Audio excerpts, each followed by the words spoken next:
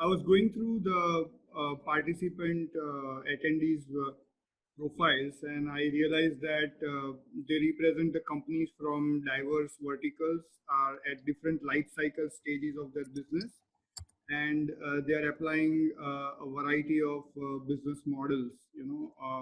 I could see the names of the companies, and I found out that it is so heterogeneous group actually. So given that there cannot be a generic strategy to survive, similar same strategy to survive for everyone, because the difficulty of survival, necessity of survival, and duration of the survival would be different for every enterprise. So I would like to spend my time on this webinar on suggesting an approach which can be adapted to every context of the business, depending on the vertical they are representing, life cycle stage they are into, and business model, given the duration of the survival required. So take a kind of different example. Our situation is like a order batsman who is on the wicket very early in the inning. Thanks to maybe fierce bowling attack by a couple of bowlers, the situation may be more difficult due to strong wind, grass on the pitch, sheen of the new ball. So at this time, this guy who is on the wicket has only one objective and only his survival instincts which are active. And probably he's going to apply all his defenses. He's going to conserve all his energy. He's going to try to survive on the wicket against those bowlers, in the hope that sometime weaker bowlers spell would start, swings would fizzle out, um, you know uh, ball will lose its sheen, and he will strike when there is an opportunity. So for him, it is like he has to hang on the wicket till the time opportunity emerges. So I think we are all are facing this kind of situation in our businesses.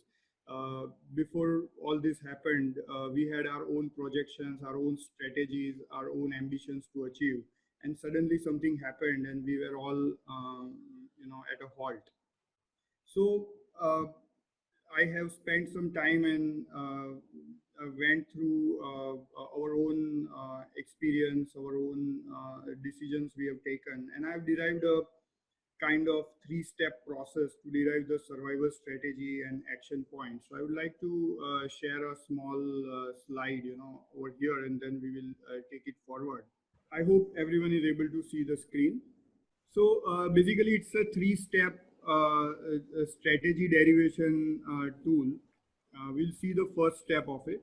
So in this kind of situation, it is very natural to feel frustrated. It is very natural to feel stressed. It is very natural to feel nervous. In this kind of situation, we think that we are not able to do anything.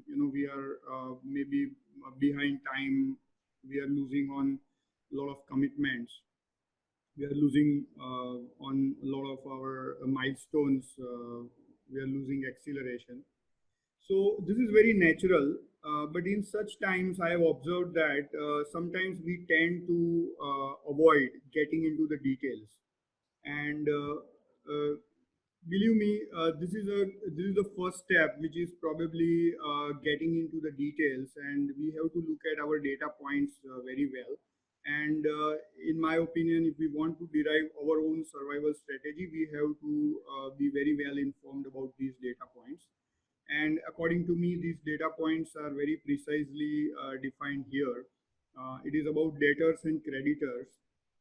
Uh, Sit calmly and write down everything about your debtors, creditors, amounts, what business they are into, and just try to imagine what is going to happen to them given this kind of situation when they are going to revive. Look at what money they owe to you, or what business you are expecting from them, or what money you owe to them. You also list down the assets you have in terms of cash, mortgage worthy assets, your borrowing capacity. You also, be very mathematically correct on your contribution margins, break-even points. You categorize each and every expense on your ledgers, either as avoidable or unavoidable.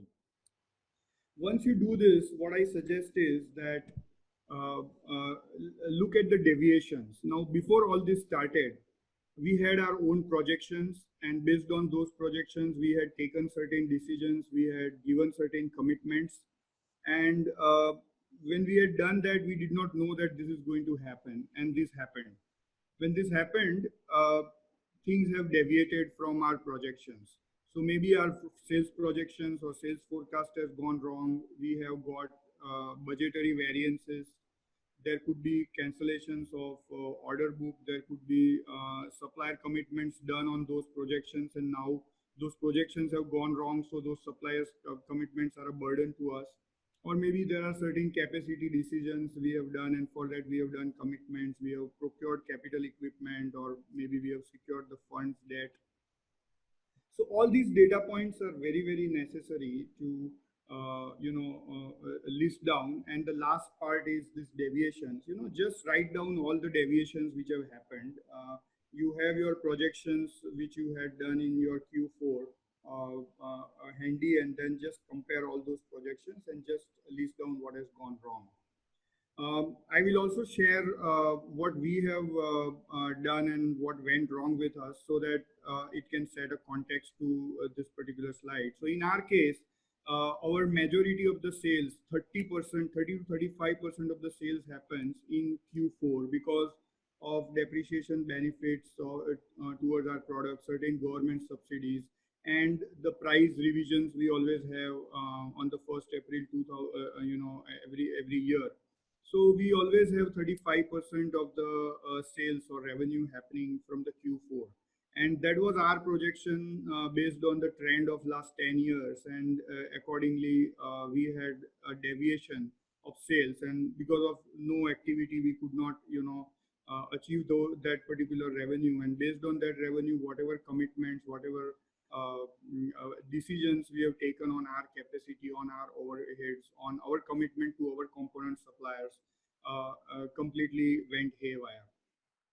So once you are done with this first step, you should look at the step 2, which is derive the pressure points. Now you know what you had projected, you know what has gone wrong, and to what extent it has gone wrong.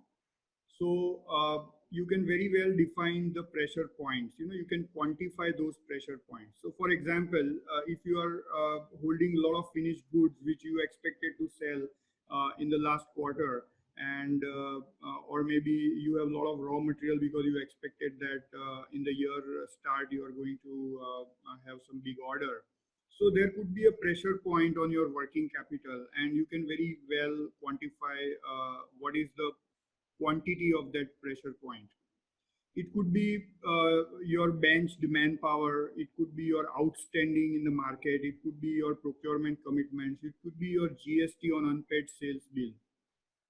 So you need to work out on your pressure points. Maybe it could be related to working capital. It could be related to your capacity utilization or capacity expansion decisions. It could be related to your overheads, probably which are not justified now, given the different outlook on the growth and business.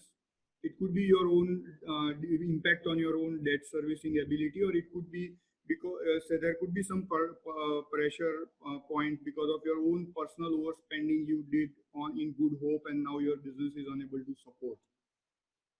So this is the another step. In our case, because our projections were 30 to 35% of our total yearly revenue, we had a lot of commitment to our component manufacturers, because we wanted, we had negotiated, we had given them commitment that we will pick up this much of quantity. Based on that, because we knew that always there is in Q4 there is always a spike in the sales. We always had to provide for installation support and everything accordingly. So we had also commitment in terms of our recruitments. In terms of certain overheads we had already committed. So for us, The pressure point was because of we expected a lot of sales to happen and it did not happen, and because of that we had a lot of commitment, and that could be our pressure point and that could be our loss. And once we are done with our pressure point, we come to know that now what is very serious for us, what is something we have to really deal with. And once we do that, we should look at how we can neutralize this pressure point or how you can minimize this pressure point. There's a difference between neutralizing and minimizing. Neutralizing means you do something and that pressure point is no longer a pressure point, it is in the range of your own tolerance. When you want to minimize it, you minimize it to the level, or maybe you cannot neutralize or minimize it to an extent and there is something left out, and that is the probably quantified pressure point you have to deal with. So there are various strategies one can apply. Let's say, for example, you have a lot of outstanding in the market when this lockdown happened, and let's say significant part of your outstanding is large enterprises to whom you are supplying. Most of the SMEs are either exporters or suppliers to large enterprises. So I'm dealing with this. Then there is a government help called MSME Samadhan, which can help you in recovering money from the large enterprises. You can resort to bill discounting. There are very innovative things related to vendor financing. Gone are the days when we rely on old school financial consultants or chartered accountants. Now there are a lot of fintech companies who deal with larger companies for their vendor financing, and you can avail that. You can have goods recall, goods return, sales invoice cancellation, stock clearance, contribution margin positive sales. You can also look at contribution margin positive sales, where let's say your expenses are more of a fixed kind and your overheads are high, and let's say you have got a sales opportunity in this kind of market. Don't operate on your profit margins, operate on your contribution margin. It will take care of part of your overheads. You can rephrase your commitments, you can go slow, you can hold expansions, you can cancel the orders, you can bear the penalties, you can switch from capex to opex, you can slash avoidable expenses, you can refinance your assets, you can dispose your assets, you can avail the moratorium, you can increase the credit limits with your bank using your relationships, you can transform short-term liabilities to long-term liabilities. So these are the strategies you can apply, whatever fits with your business model, whatever concerns you. You can actually apply this and you can neutralize or minimize those pressure points. And after that, whatever is left for it, beyond certain point, let's say you have certain working capital requirement or you have certain outstanding, beyond certain point that pressure point is not neutralized, then you can provide for it, and then you can accept that loss and then move on and then focus on the growth of your business when the market reopens. So in our case, we did a clearance sales in last week of March, where we identified few financially strong partners, channel partners, and we sold our product at our contribution margin to them at a discount, and that very well neutralized our pressure point for our commitments towards our component suppliers. And these people, because they've got heavy discounts, they have a longer holding period, and they can also sell it without pressure in next let's say 8 to 10 months. So this is what we did. So actually, how it works is, it is like we are roaming in a forest and we know about all the risks and we are worried about it. At the same time, when we are roaming in the same forest with a weapon, in the pocket, and we know what happens, whatever happens, what we have to do. We know that what are the action points. When actually we realize these pressure points, when these pressure points become reality, we have very clear action point. We don't panic, we don't make mistake, and mentally we are prepared to accept them, and that will not bog down our decision making capabilities. When the opportunity comes, we can actually take that opportunity and don't worry about it and stop worrying about it. So basically, this is what we have done. We have gone through this three-step strategy, and we have divided our own survival strategy. We have spoken to our customers, we have spoken to our employees, we have rationalized. So, on a closing note, I would say that in the times of survival, cash is king. We have to shift ourselves from capex to opex. We have to play on our contribution margin flexibility. Then we have to rationalize everything. Whatever we have committed, whatever commitments we have taken, we have to rationalize everything. We have, gone to our employees. We have talked to them, and we have never. I mean, we did not hold the appraisals. We carried on all our appraisals in these times. But at the same time, we always we took them on the same side, and we actually rationalized their pay structure in terms of more of a variable and less of the fixed, till uncertainty prevails. So there are a lot of ideas, you can use, and accordingly you can have your own survival strategy. So this is my take on that. Over to you. I would like to try and play it down from the international business angle as well, as we had, kind of split it between me and Vishal. I have known Vishal for quite some time, and I'm really amazed at the way he runs a business, and that too domestically, and how much more difficult it is compared to a international business that we run out here. Um, uh, so a little bit of perspective from my angle. I unfortunately have more exposure only in the IT sector.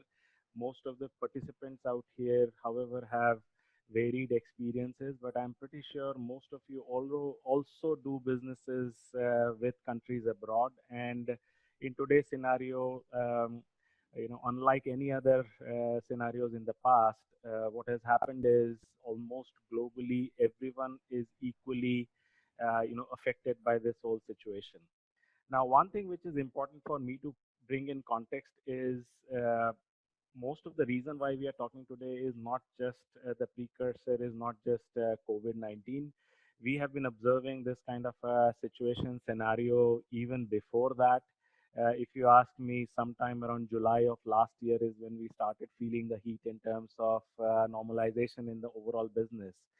And fortunately for us, we had started planning for a scenario not so fast, obviously, as Vishal stated, but we were hoping to be the fifth or the sixth, order of player.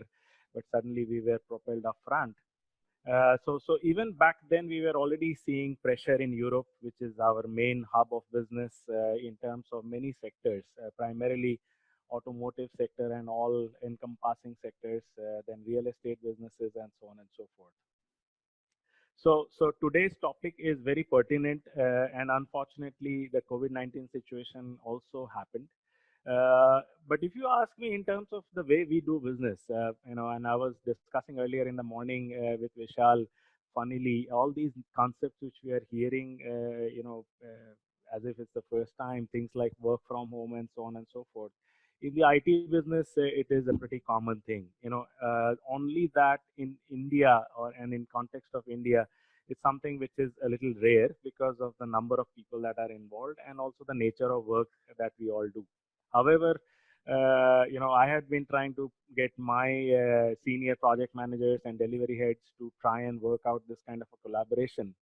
And they were even skeptical to even work with team members sitting in different floors in the same office. So that was the challenge. Fortunately, this whole COVID-19 situation made them realize that it's just a barrier, and they are now happily working with multiple locations across the city and also the country and the world. So far so good. March and April have been a huge learning process for all of us, and we have been successfully able to at least get our efficiency and productivity working with minor situations. And as I said, we had been planning for this even way back earlier.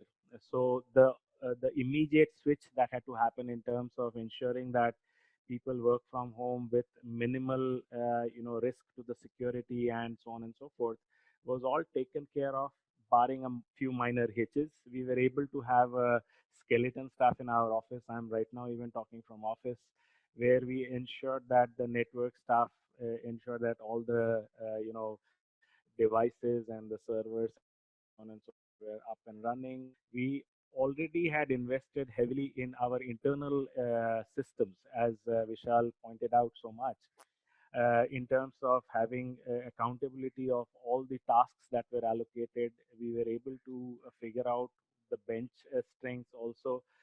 We are using this system more extensively today, and as Vishal stated, we have also been very actively gathering all the past analytics and are able to figure out the list of all the customers that are there. And we came out with something my partner termed as a rogue analysis, where we listed out the customers into different categories. So essentially, green, orange, and red is how we listed them out. And in green, obviously, these are customers who are going to carry on working with us with no deferment in their invoices and so on and so forth. Then we allocated the people that were, part of that project, ensured that there is maximum uptime in those businesses. Then we picked up the orange category. Orange category are people who are still willing to work with us, but they need better pay or rather payment terms. So we evaluated the length at which we have been working with them, the size of the project, and negotiated with them and are continuing with our piece. Most of these customers asked for a business continuity program at our end, and we were able to provide those kind of documentation also to ensure that there is minimum downtime in that scenario. The final category was the red category. These as in any opportunity or any adversity, there are obviously a certain group of companies which do take advantage of the situation, and they were bad payments. So these were some unfortunate incidents. Usually in a year, you have 2 to 3% of your revenue which fall in that category, but with this kind of a situation, it kind of had a spike in that. So what we did immediately, as Vishal suggested, is did a rationalization of the team that we had. And unfortunately for us, this was the year of reckoning for us, because we had invested heavily into hiring very senior salespeople all across the globe in almost 17 different locations. And we had increased our expense scenario way higher in anticipation of almost a 4x growth. So it was not a very good time for us, and suddenly we had to be encountered with such a situation. So we had to immediately fall back on our mechanism of growth. We did a reality check. We talked with our senior team members. Almost luckily, all of them voluntarily decided to sort of take a pay cut for the duration of period. We also recasted our target so as to be reasonable. What we also did interestingly is we realized that this is not a long-term thingy. It will someday spike up again. So what we did was, instead of a 12-month goal target setting practice, we extended the timeline to a 15-month period. So what we will do is, whatever targets we have set up, we are going to kind of extend it to another 3 months, in the hope that some sort of assimilation will happen in that scenario. So that's one of the reprieves for people or the sales people who work on a fixed and a variable, so that it gives them an upside there also. This was also a good time for us to also figure out which of the what part of the resources were not working out for us, and then have a heart-to-heart chat with them. Because as you know, in the tech industry, everything is kind of driven by the spike in salaries. There is some normalization that happens from time to time. It happened in 2008, and this is probably another time it is bound to happen. And only the most skilled resources are the ones which are going to survive. So we also recommend a lot of our engineers to go back to the drawing board. We provide them special time to go with the certification and reskilling and so on and so forth also.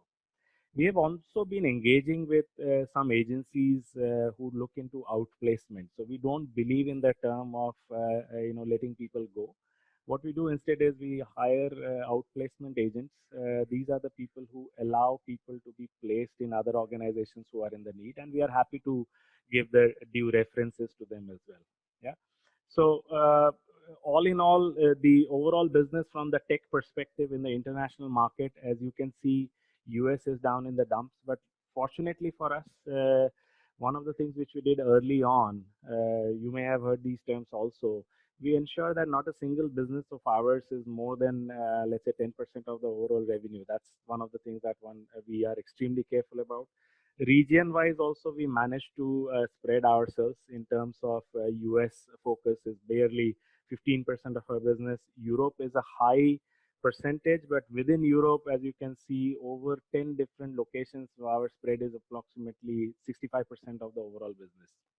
Now, what is the upside there is the fact that even globally, when there is a total lockdown, we have countries like Japan, we have countries like Sweden who are actually increasing their business requirements. So, in the last 2 to 3 weeks, we have had actually major closures there, which we had not even anticipated in our forecast.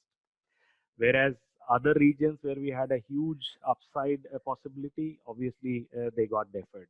So it was a good, thought process at that point of time. So it really helped us get into, the next gear. So the third most important piece, as Vishal is also stating, it is very, very important for us to be financially, how do I say, aware of these kind of scenarios. You have to be extremely clinical while running a business. There is a factor where you can run a business by feelings, and there is another factor where you run a business by facts. There has to be a balance there. And we kind of came to a conclusion that as of March, we will set a stop loss situation where these are the reserves that the company has. And from here in ahead, there is a minimum threshold of invoicing and collection that needs to happen on a month-to-month basis. And we know exactly what are the expenses that are there. And as every business worth its salt will realize, that there are fixed costs and there are variable costs. We need to sort of normalize a lot of them. Uh, and again, as I said very early on, we ensure that our real estate costs are taken care of. Everything is owned by us. Fixed cost has essentially hardware, infrastructure, electricity, and so on and so forth. And 80% of our cost is, human resource. So once that was taken care of, we ensure that we will not go below a certain margin in terms of inflow versus outflow. And that's the target that we have set. We will check this for another 6 weeks to 8 weeks worth of time. After that, a second wave of normalization has to happen, unfortunately, because it will probably be for the longer run. So that's all the fiscal prudence that one needs to put into action. We have proper GISs which tell each sales and delivery and the accounts person what is the status, because there is one thing as seeing an Excel sheet. The reality, however, is totally different. I mean, even when you see that there is money in your company, the fact is that money could be lying somewhere in expense account or somewhere in a different country. The reality is that you do not have all the money at your beck and call on a regular basis. So thereby, wherever your major expenses are, you have to have a bank balance which is sufficient to take care of the salaries there or the major expenses. So we put that into account. One of the other biggest saving grace for us, and which companies which are doing businesses outside should probably leverage on, is the currency fluctuation. Vishal suggested that I should bring a point to that, although I'm not a financial expert, but I'll tell you that that particular, how do we call it, forward booking has allowed us almost 22 to 23% of our bottom line in terms of managing our currencies in the US, Japan, Europe, and so on and so forth. So that has a huge upside in our sustainability also, which means real translation allows me to keep a bench of more than 10 to 20%, which usually is what we work with. So as I said, the need of the hour for any businesses is not to scare off the people, but a reality check has to be there from both the sides. Practicality has to be ensured.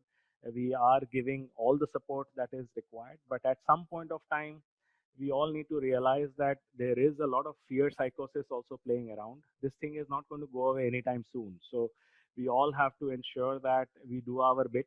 At some point of time, we have to take the step probably move out of our comfort zone, ensure that the accountability is there. There are also a few points which I would like to add there. The work from home concept is here to stay, but it is not going to be a elixir for all. I mean, it's not going to be overnight that suddenly tomorrow all I need is my own working space and the rest of the team can start working from home. I do not see it increasing or it will stabilize at probably maximum 5 to 25% of the workforce, which may start working from home. Beyond that, I still see the rationale that most of the people will need to be coming back to office. Uh, the organizations will need to be obviously more aware of the hygiene factor of how to maintain concepts like social distancing. We have put all that practice. We have been actually burning the midnight oil for the last 10 days trying to figure out how to call people, what is the maximum occupancy that we will allow, and so on and so forth. So that readiness has been taken care of now from our business perspective. Uh, there are several other points which I could have mentioned. I have been reading a lot of reports in terms of doomsday scenarios. One final point which I would like to keep up is which are the businesses that are going to, look good. From our perspective, we can clearly see that, oil and gas, travel, hospitality, these are in for a severe beating. Tech industry will still hold its way, supporting several other businesses. Many other brick and mortar businesses will need to rely on tech industry to ensure that they are relevant and they are efficient and they are able to sustain their bottom line. So I also see a lot of people who belong to different industries, and it might be a very, very good time for them to also look out, and look for businesses. As you can see, there is a little bit of an anti-China wave which is coming up.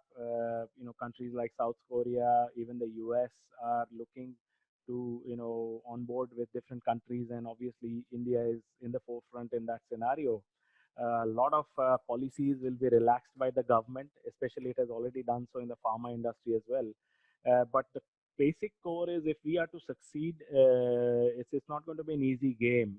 As individuals, as Indians per se, there is a huge amount of gap in which, by that I mean our own self-discipline, accountability, the ability to not just work hard, but to also work smart. These are the key ingredients for us to be able to survive. So whatever weaknesses which we have seen in terms of other countries, we will have to overcome those, ensure that the companies which are trying to give work to us see and they have no apprehensions in getting some manufacturing units built to us, and so on and so forth. So I think I could probably go on for another half an hour or so, but overall, I think I have different stories of different businesses which have worked, or are working towards this new situation. I have also, touched upon a scenario where which kind of organizations, how they are structured, will succeed. I believe the organizations which are hierarchical and they have a centralized leadership and they are extremely tightly coupled and their workforce is very concentrated and they have stars like specialists and so on and so forth, and everything is policy and procedure driven. They will have a huge problem in innovation and flexibility. I do believe that a networked organization with a distributed leadership, which is slightly loosely coupled interdependence, lesser interdependence, a more dispersed work stop, which is more in line with the term gig economy, as we all, the millennials, call it. Also have cross-trained generalists guided by simple yet flexible rules. I think that's the kind of organization which is going to be in the next swing. A lot of startups will have struggles. However, they need to work in a bootstrap mode. There was a reality check that was anyways required at some point of time, which is happening now. So I think with that, I will probably end my piece of conversation, and I believe I have covered quite a bit of things.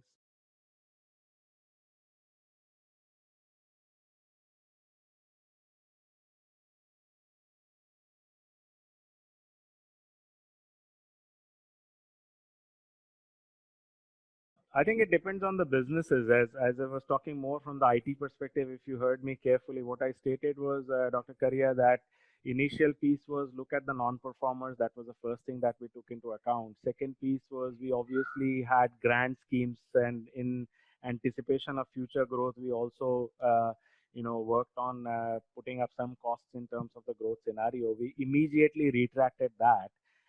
This thing, if it increase or goes further higher, the other actions, as Vishal also very aptly put, is look back into the various, financial methodologies that are possible. Bill discounting is one, asset amelioration is another, becoming more asset light is a scenario. Ensure that probably you can diversify if you have certain hardware for something. Like I have a very interesting story where you may have seen it in the newspapers also. There is a company called Techspin, which is based out of Rajkot, and it is into ball bearings and so on and so forth. And in today's scenario, the entire automotive industry is down in the dumps, and it is going for the longer run. So what it did was it started innovating into building that cubicle for sanitization. So it has started coming out with newer products. So probably using the same raw material. Yeah. I have a couple of neighbors who are in the pharma industry, and I think out of four, two of them have started building also. So we see a lot of innovation where existing raw materials can be, utilized there.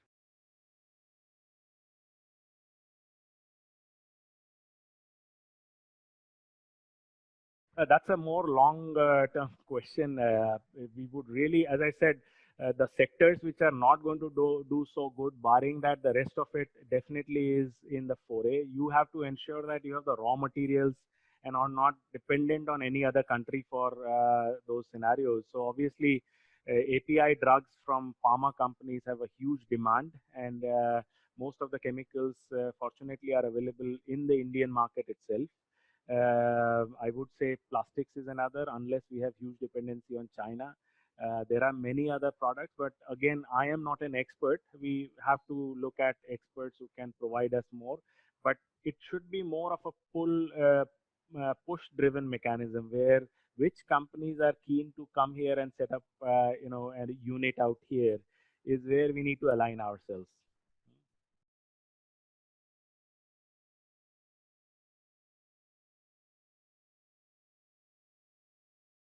I have interacted with couple of engineering companies. Of course, this is COVID. I'm just turned off my video because I think that is the reason why my bandwidth is not happy with. Uh, so what I have interacted. See, we have many customers into auto component manufacturing. They are the suppliers to Mercedes, Volvo, and all kinds of different, giants of the world. See, every industry has a life cycle, and now everybody is visualizing that, combustion engines and electric engines and electrically powered cars and all that. So this is a kind of lifelong phenomenon in the business.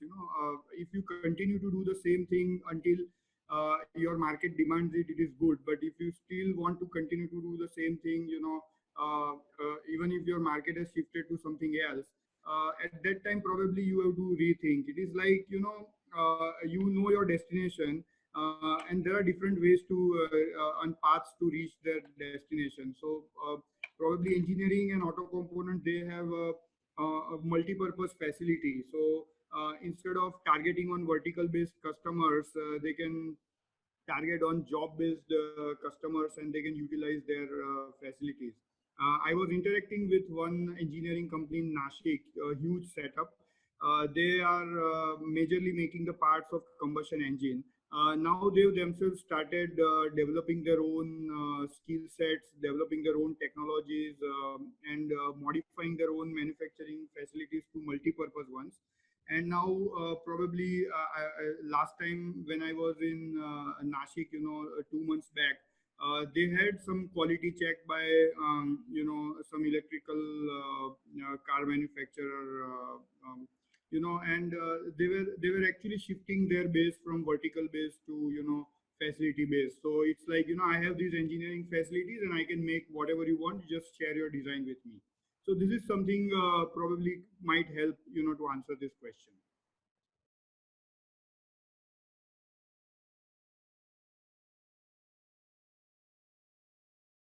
I think there is obviously a lot of IT opportunities in my mind in terms of whether it is B cities or Class A cities also. Uh, Most of it will be homegrown, utilities or applications which we are building. I don't know if any one of you is observing very, very quickly, Reliance has started spreading its tentacles and has already started giving, location-wide networking services. So this whole concept of connectivity is going to go to the next level altogether. We are already talking about 5G, which is going to be 10x faster than 4x, and everything is coming together in a place where I do see that at any given point of time, opportunities in terms of where people are able to work remotely, a lot of things are automated, which has been happening any which ways over the last 1 or 2 years. It has already, this thing has only sped that up. The fact that we don't need to go to physical schools anymore to learn new stuff, the fact that we don't ever need to go out of our mobiles to make any payments or so many other things, the fact that we can transact online on most of the majority of the cases. Even for that matter, we've stopped going to theaters and also stopped watching TV for that matter, where we have live streaming available, right? So there's the height of this consolidation, and I do see a lot of improvement possibilities in all these scenarios in terms of security, in terms of the ability to hyperconnect all these channels of distribution, where you're moving from one device to the other almost seamlessly, or you're moving from one place of your house to the others without any latency, without any downtime. So there is a lot of back-end infrastructure related, app related, user experience related work which is going to happen. And I do not think there is any line between A cities or B cities anymore, because these kind of skills, anybody with normal intelligence, with the ability to get online, avail of the knowledge based material, ability to work hard, is going to be able to come out with innovation.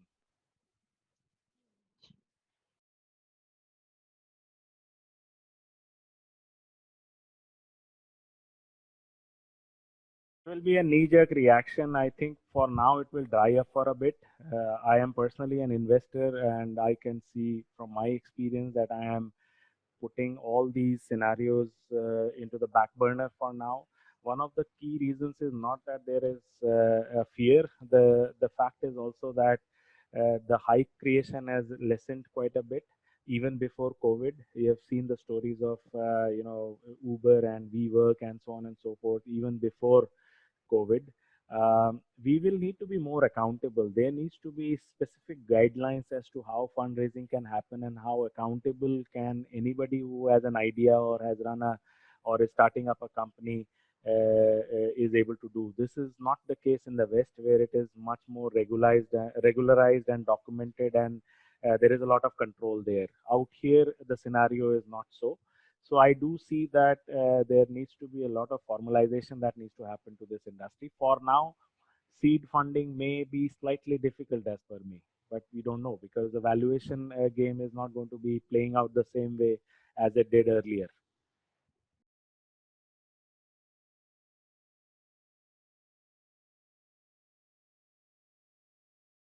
Well, Yeah, I believe that there's a huge opportunity, and I think government is also noticing that opportunity. And to my mind, we are going to see a paradigm shift in a lot of our labor laws and our ease of doing business in next 24 months. So I think it is an opportunity. It is a huge opportunity.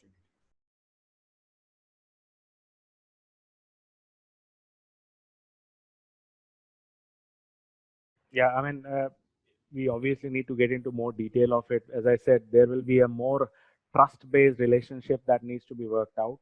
I have heard organizations similar to mine which have also implemented draconian laws in terms of monitoring the efficiency and the productivity, thereby taking snapshots of desktops and essentially trying to log keystrokes and so on and so forth to ensure that the hours happen.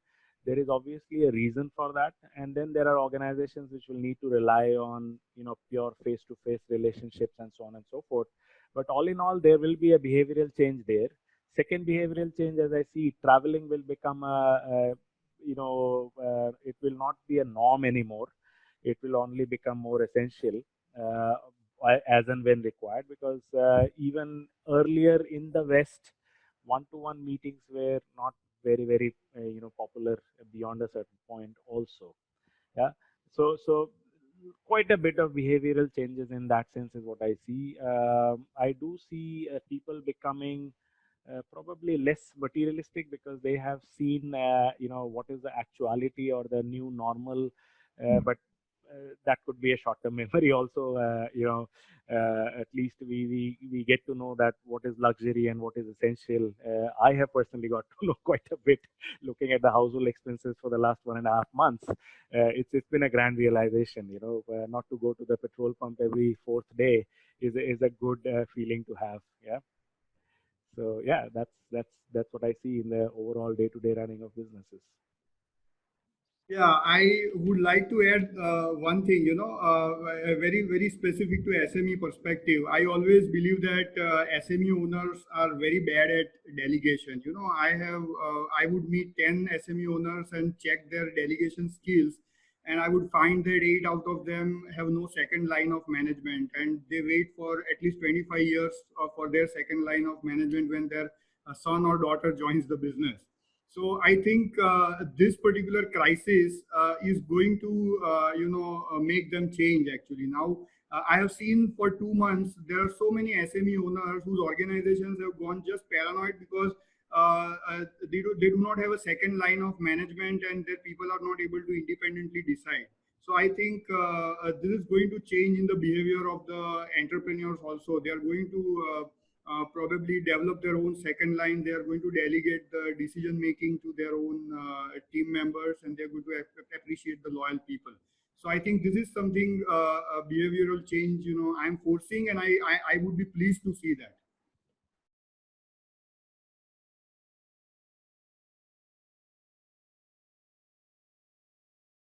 Yeah, I mean, it's an interesting question, but again, as I said, if you ask me personally, 2015 was the year where I had taken up a master's course in business administration from Berkeley, and there, when I visited that location, we had myriad of professors who were giving us certain tasks and activities, and they made a very alarming statement. It was a little bit of a shocker for us for a campus that size.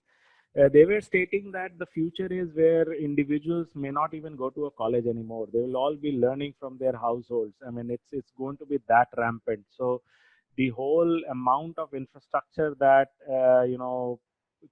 colleges, universities, and campuses are spending, I see that changing fundamentally. And most of our training in the company that I'm sitting around in, there is a huge amount of focus on ensuring that, let's say you have 2,000 hours in a year for an individual, at least 10% of it, almost a month's worth of effort, you have to spend in training yourself. In terms of soft skills, obviously it is very relevant because of our business. The nature of our business is we need to be communication wise extremely to the point. We are working with almost 25 to 30 different cultures, different languages. For them also, English is not a primary language, so you must understand that if both sides do not know English as a language, how difficult it would become. So soft skill upgradation, etiquette training, how to behave. These have been around even before COVID-19. I think this has been a challenge which needs to be circumvented for anyone who is doing international business.